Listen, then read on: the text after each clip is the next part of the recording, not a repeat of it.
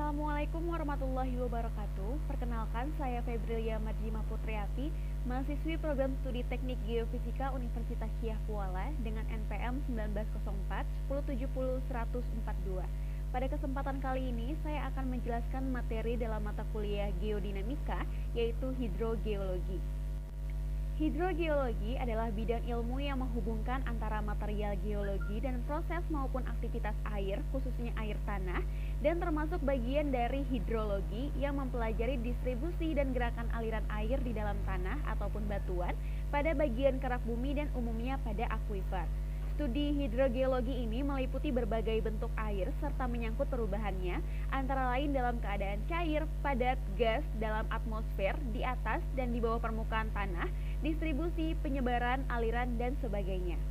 Oleh karena itu, hidrologi dan air tanah adalah hal yang selalu berkaitan, mulai dari kejadian air tanah, pergerakan air tanah, dan sampai mencapai lajur jenuh di dalam akuifer, serta pelepasannya di permukaan tanah. Nah, air tanah sendiri adalah air yang terdapat dalam lapisan tanah atau batuan di bawah permukaan tanah. Menurut para ahli, air tanah adalah air yang bergerak di dalam tanah yang terdapat di dalam ruang antar butir-butir tanah yang meresap ke dalam tanah dan bergabung membentuk lapisan tanah yang disebut akuifer. Selanjutnya kita akan membahas apa itu akuifer. Akuifer menurut Krusseman dan juga De Ridder dalam Utaya tahun 1990, akuifer dapat dibagi menjadi 4 jenis. Yang pertama ada akuifer bebas, akuifer tertekan, akuifer semi tertekan, dan juga akuifer semi bebas.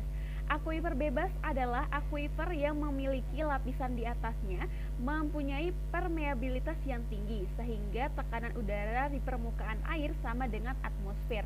Air tanah dari akuifer ini disebut air tanah bebas atau air tanah tidak tertekan, dan akuifernya sendiri sering disebut sebagai water table aquifer. Terus yang kedua ada akuifer tertekan. Akuifer tertekan adalah akuifer yang lapisan atas dan bawahnya dibatasi oleh lapisan yang kedap air. Terus yang ketiga ada akuifer semi tertekan. Akuifer ini memiliki lapisan di atas atau di bawahnya masih mampu meluluskan atau dilewati air meskipun sangat kecil ataupun sangat lambat. Terus yang keempat ada akuifer semi bebas. Akuifer jenis ini merupakan peralihan antara akuifer setengah tertekan dengan akuifer tidak tertekan ataupun bebas, di mana lapisan bawahnya yang merupakan lapisan kedap air sedangkan lapisan atasnya merupakan material berbutir halus, sehingga pada lapisan penutupnya masih memungkinkan adanya gerakan air. Selanjutnya kita akan membahas faktor-faktor penting dalam pembentukan air tanah. Dari tadi kita membahas tentang air tanah. Nah, kira-kira apa sih faktor-faktor penting dalam pembentukan air tanah ini? Jadi ada 4 faktor. Yang pertama adalah curah hujan, yang kedua adalah run-off yang di dalamnya termasuk topografi atau kemiringan lereng, vegetasi, dan juga jenis tanah di permukaan. Terus yang ketiga ada evaporasi. Evaporasi ini termasuk temperatur tanah dan udara, lama penyinaran matahari, kelembaban udara, kecepatan angin atau tekanan udara, dan juga vegetasi. Dan yang terakhir, yang keempat adalah infiltrasi. Infiltrasi ini termasuk ketersediaan air di permukaan tanah, jenis tanah di permukaan. Nah, ini termasuk karena setiap jenis tanah memiliki ukuran pori, porositas, dan juga permeabilitas serta tekstur yang berbeda-beda. Terus juga ada struktur tanah, tingkat kejenuhan tanah, waktu kontak air dengan tanah, dan juga kecepatan penguapan. Sekarang kita akan membahas tentang keterdapatan air tanah. Keterdapatan air tanah di suatu kawasan sangat amat dipengaruhi oleh kondisi geologis yang meliputi litologi batuan, struktur, dan juga porositas batuan. Dan sesuai dengan kondisi geologis yang ada di Indonesia, keterdapatan air tanah di Indonesia itu pada umumnya dibedakan menjadi beberapa bagian. Seperti yang pertama ada air tanah pada batuan lepas.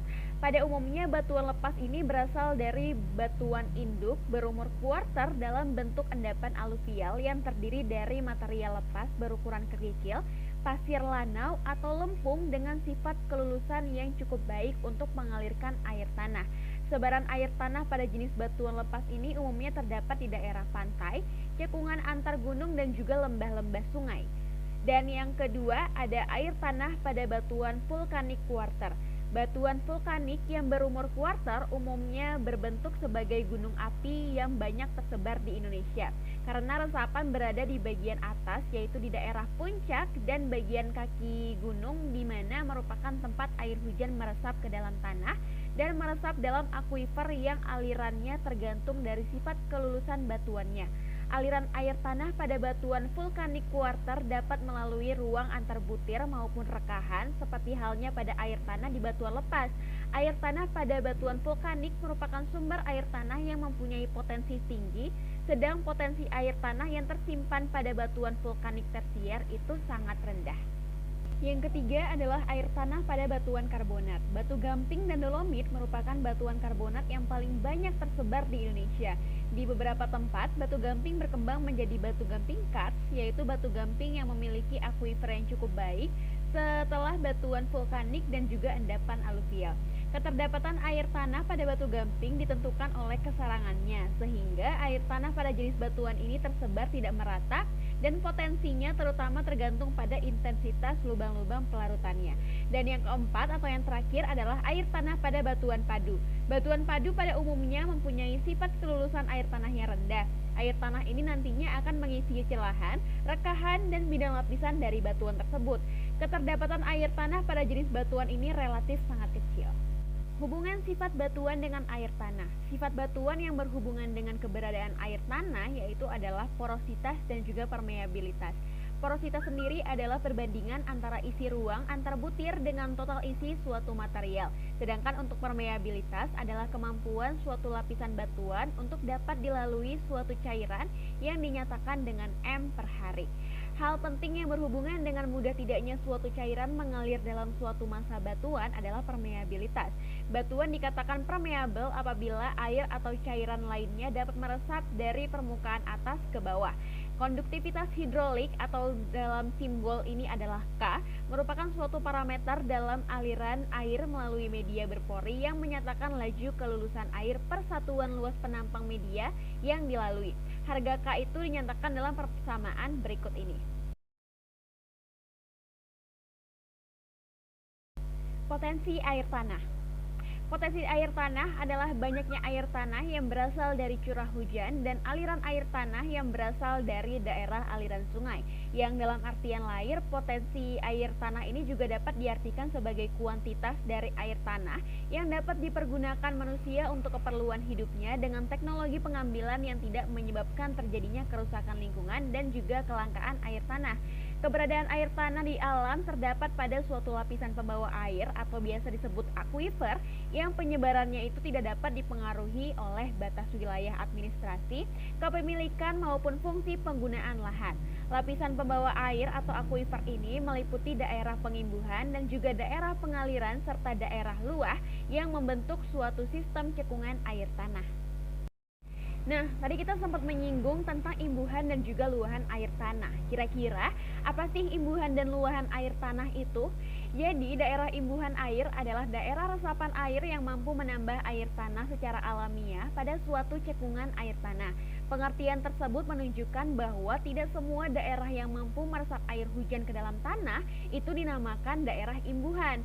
Air hujan yang jatuh di dalam imbuhan pada awalnya mengisi lajur tidak jenuh dan mengubahnya menjadi jenuh sehingga muka air tanah semakin naik atau dangkal. Dan letak daerah imbuhan ini biasanya berada di kawasan hulu aliran sungai dengan morfologi berupa perbukitan atau pergunungan yang memiliki elevasi lebih tinggi. Terus ada daerah luahan.